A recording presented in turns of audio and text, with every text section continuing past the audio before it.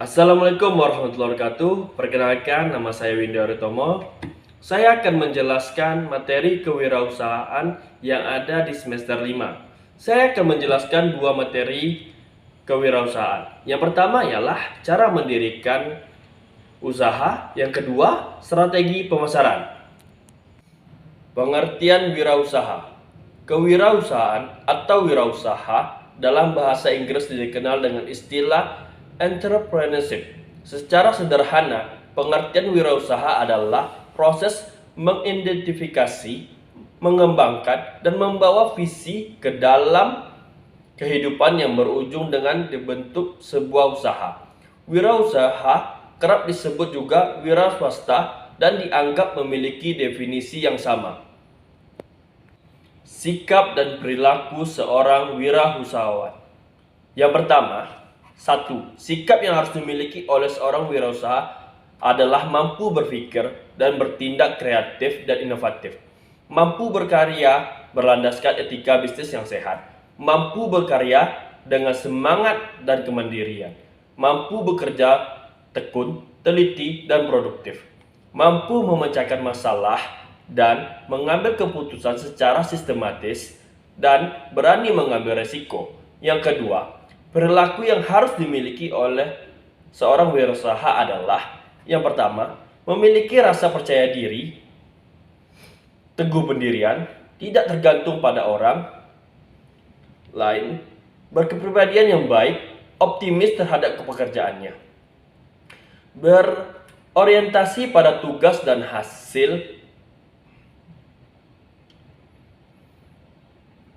mengambil resiko.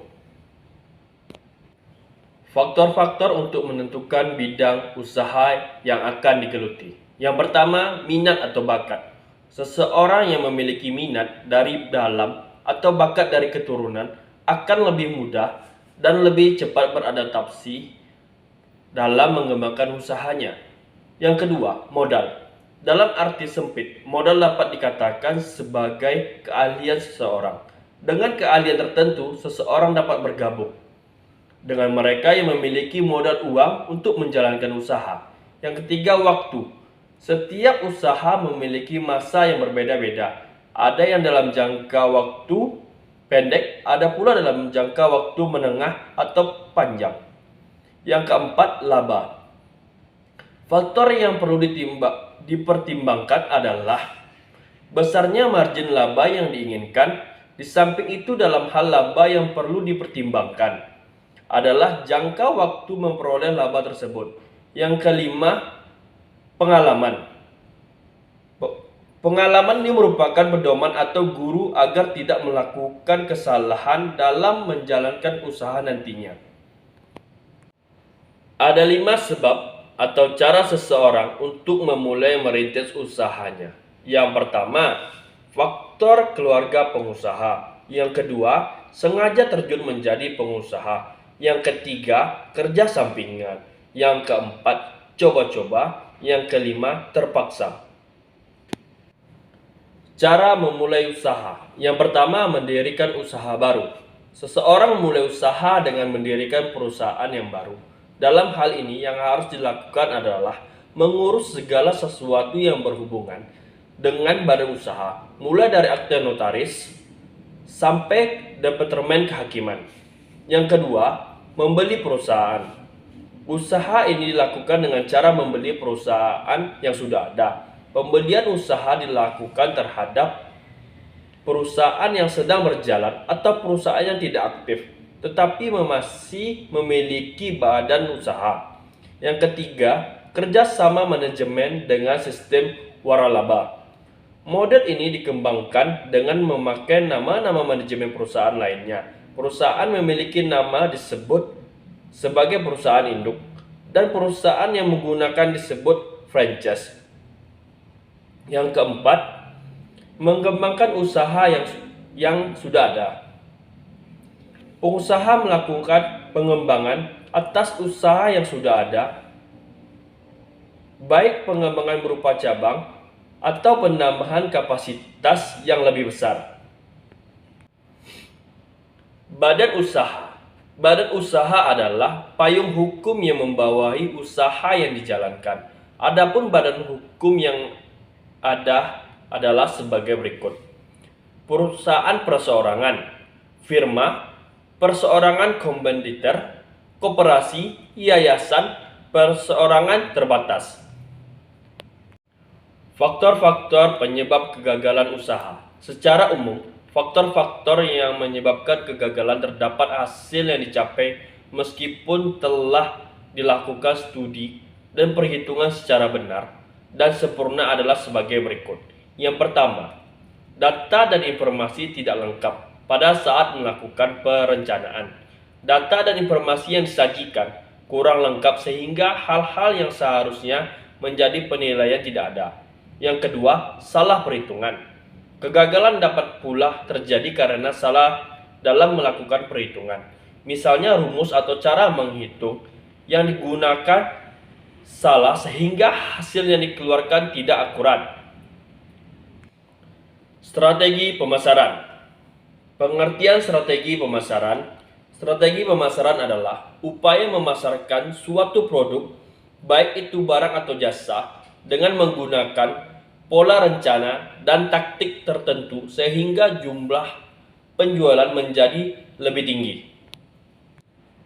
Ada 4 fungsi strategi pemasaran. Yang pertama, meningkatkan motivasi untuk melihat masa depan. Strategi pemasaran berupaya untuk memotivasi manajemen perusahaan agar berpikir dan melihat masa depan dengan cara yang berbeda. Hal ini sangat diperlukan untuk menjaga kelangsungan perusahaan di masa mendatang. Yang kedua, koordinasi pemasaran yang lebih efektif. Setiap perusahaan pasti memiliki strategi pemasaran sendiri. Strategi pemasaran ini berfungsi untuk mengatur arah jalannya perusahaan sehingga membentuk tim koordinasi yang lebih efektif dan tepat sasaran. Yang ketiga, merumuskan tujuan perusahaan. Para pelaku usaha tentunya ingin melihat dengan jelas apa tujuan perusahaan mereka. Dengan adanya strategi pemasaran, maka pelaku usaha akan terbantu untuk membuat detail tujuan yang akan dicapai, baik jangka pendek maupun jangka panjang. Yang keempat, pengawasan kegiatan pemasaran. Dengan adanya strategi pemasaran, maka perusahaan akan memiliki standar prestasi kerja para anggotanya.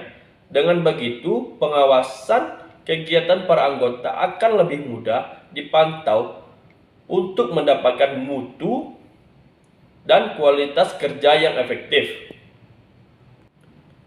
Tujuan strategi pemasaran. Yang pertama, untuk meningkatkan kualitas koordinasi antar individu dalam tim pemasaran. Yang kedua, sebagai alat ukur hasil pemasaran berdasarkan standar prestasi yang telah ditentukan. Yang ketiga, sebagai dasar logis dalam mengambil keputusan pemasaran. Yang keempat, untuk meningkatkan kemampuan dalam beradaptasi bila terjadi perubahan dalam pemasaran. Ada 5 konsep strategi pemasaran. Yang pertama, segmentasi pasar. Setiap konsumen pasti memiliki kebutuhan dan kebiasaan yang berbeda.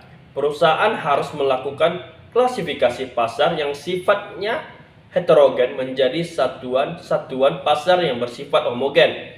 Yang kedua, marketing positioning. Tak ada perusahaan yang lebih menguasai seluruh pasar. Itulah alasannya mengapa perusahaan harus punya pola spesifik untuk mendapatkan posisi kuat dalam pasar, yaitu memiliki segmen yang paling menguntungkan. Yang ketiga, market entry strategi.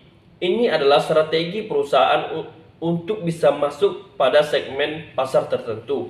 Beberapa cara yang sering dilakukan adalah: yang pertama, membeli perusahaan lain. Yang kedua, internal development. Yang ketiga, kerjasama dengan perusahaan lain. Yang keempat, marketing mix strategi. Marketing mix adalah kumpulan dari beberapa variabel yang telah digunakan perusahaan untuk mempengaruhi tanggapan konsumen, Beberapa variabel tersebut diantaranya produk, price, place, promotion, participation, process, people, visual, evidence. Yang kelima, timing strategi. Pemilihan waktu dalam melakukan pemasaran juga sangat penting untuk diperhatikan. Perusahaan perlu melakukan berbagai persiapan yang baik di bidang produksi dan menentukan waktu yang tepat untuk mendistribusikan produk ke pasar. Contoh strategi pemasaran. Yang pertama, partnership. Marketing partnership memiliki sejumlah keuntungan. Contohnya berkolaborasi dengan pihak lain. Strategi pemasaran ini dinilai murah dan lebih berpeluang untuk sukses. Yang kedua adalah menjaga pelanggan lama. Senantiasa memanjakan pelanggan lama karena mereka adalah yang paling loyal dalam membeli produk. Coba berikan bonus kecil khusus untuk pelanggan lama. Kebanyakan mereka adalah yang paling loyal, mempromosikan produk yang mereka anggap memuaskan. Sekian dan terima kasih penjelasan saya tentang materi yang ada di kewirausahaan di semester 5 ini. Terima kasih semuanya. Assalamualaikum warahmatullahi wabarakatuh.